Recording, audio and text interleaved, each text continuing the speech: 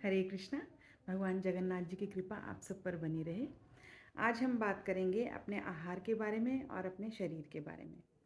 अब हमारा शरीर अगर स्वस्थ है तो ही हम सब कुछ कर सकते हैं। हमारा शरीर ही वह साधन है जिसके द्वारा हम साधना करते हैं। तो हमारा शरीर स्वस्थ रहना सबसे इम्पॉर्टेंट है। पहले इस मनुष्य का शरीर स्वस्थ होगा तभी उसके आगे वो कुछ भी कर सकता है। तो इस शरीर के स्वास्थ्य के लिए हमें क्या करना चाहिए? हमारा आहार महत्वपूर्ण है। हमारा शरीर जो है ये किसके मेल से बना है? ये 5 भौतिक तत्वों के मेल से बना है। ये आप सब लोग जानते हैं, जिनमें कि पृथ्वी, जल, अग्नि, वायु और आकाश मिले हुए हैं। ये 5 तत्व हैं जिनके द्वारा हमारा ये शरीर बना हुआ है। तो हमारे आहार में भी हमें इन्हीं तत्वों का प्रयास करना चाहिए समावेश करने का।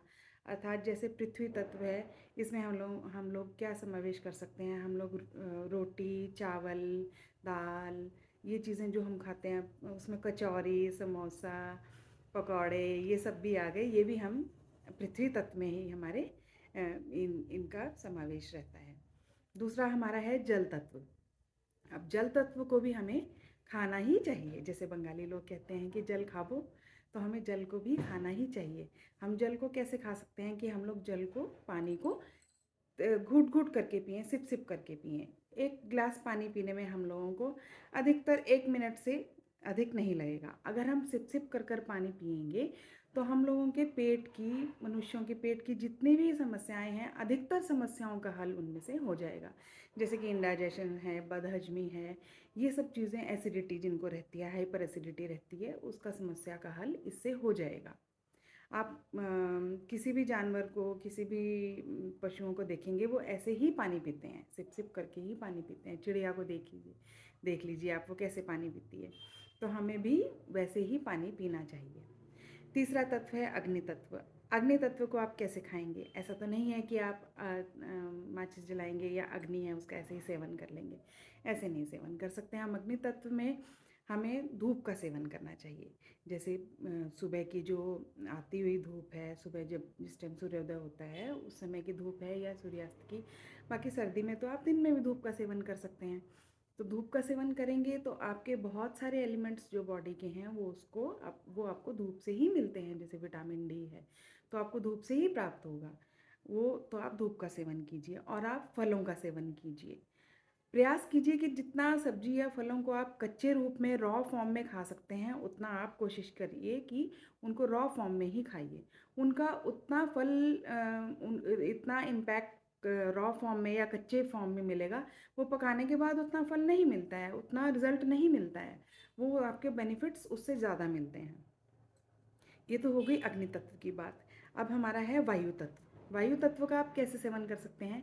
कि आप प्राणायाम कीजिए। प्राणायाम यानी अनुलोम विलोम, भ्रामरी, ये आप प्राणायाम कीजिए। कपालभाति प्राणायाम कीजिए। आप सुबह के टाइम कीजिए, फ्रेश एयर में बैठ कर कीजिए, उस जैसी तो बात ही नहीं है। लेकिन सुबह अगर आप नहीं समय निकाल सकते तो आप शाम के समय कीजिए। लेकिन खाने का आपका इसका अंतर जो है, कम से कम जैसे दोपहर में आपने खाना खाया है, भोजन किया है, तो कम से कम 4 या 5 घंटे का आपको गैप रखना चाहिए इसका। तो आप शाम के समय भी प्राणायाम कर सकते हैं। तो ये आपका वायु तत्व का सेवन आपने किया। अब आकाश तत्व का सेवन आप कैसे करेंगे? ऐसा तो नहीं है कि आप ऊपर छत पे जाएंगे और ऐसे करके आप आकाश तत्व का सेवन करेंगे। नहीं, ऐसे नहीं कर सकते आप। जब हम उपवास करते हैं तो हम आकाश तत्व का सेवन करते हैं। मीन्स खाली रिक्तता जो रहती है उसको हम आकाश तत्व बोलते हैं। तो उपवास करते हुए ये नहीं है कि हाँ बहुत भर भर के खाना खाएंगे कि हमारा उपवास है तो हम लोगों को कल उपवास करना है कि तो आज हम अच्छे से बहुत ज़्यादा खाना खाएंगे। नहीं, ऐसा नहीं करना है। लिमिट में आप करिए, सीमित मात्रा में आप भोजन करिए।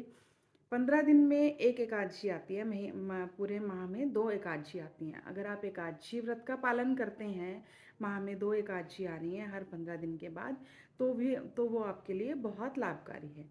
एकादशी व्रत का पालन साइंटिफिक तौर पे भी बहुत अच्छा बताया गया है और हमारे भगवान श्री कृष्ण को तो एकादशी व्रत बहुत ही प्रिय है।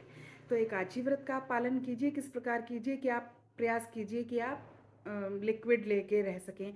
जैसे जल या दूध लेके रह सकें, आप दूध से बनी हुई चीज़ें लेके रह सकें। दही ले सकते हैं। अगर आप उतना भी नहीं कर सकते हैं तो आप फल का सेवन कीजिए, फलों का सेवन कीजिए। आप फल ले सकते हैं, अगर आप उस पर भी नहीं रह सकते हैं तो थोड़ा आप कुट्टू के आटे का कुछ थोड़ा बना सकते हैं, या सामक के जो आते हैं उन सामक का आप कुछ बना सकते हैं थोड़ा बहुत व्रत के लिए, उपवास के लिए। बट प्रयास कीजिए कि आप कम से कम सीमित मात्रा में ही भोजन करें उपवास के दिन। एकादशी का महत्व इतना बताया गया है कि इसका हमारे शरीर पर आध्यात्मिक तौर पर तो बहुत अच्छा इम्पैक्ट पड़ता ही है, साइंटिफिक तौर पर भी इसका हमारे शरीर पर बहुत ही अच्छा इम्पैक्ट पड़ता है। एकादशी के दिन कहते हैं कि एटमॉस्फेरिक प्रेशर जो है सबसे कम रहता है, तो उस समय हम अच्छा भोजन, जितना भोजन का कम लेंगे अपने शरीर में लेंगे तो उतना ही ज़्यादा हमारे लिए अच्छा रहेगा। तो हमने बात की आज कि हमारा आहार और हमारे थोड़ी थोड़ी बात की है हमने आहार के और 5 भौतिक तत्वों के बारे में। मीन्स हमने बताया कि पृथ्वी तत्व और में हमें क्या लेना चाहिए, और हमें जल तत्व में, अग्नि तत्व में, वायु तत्व में, आकाश तत्व में हमें क्या क्या चीज़ों का सेवन करना चाहिए। आई होप आपको मेरी ये पसंद आई होगी वीडियो। अगर आपको ये अच्छी लगे तो आप प्लीज़ इसे लाइक, सब्सक्राइब और शेयर ज़रूर कीजिए, अपनों तक पहुँचाइए इसको, वीडियो को। धन्यवाद बहुत बहुत। हरे कृष्णा। भगवान जगन्नाथ जी की कृपा आप सब पर बनी रहे।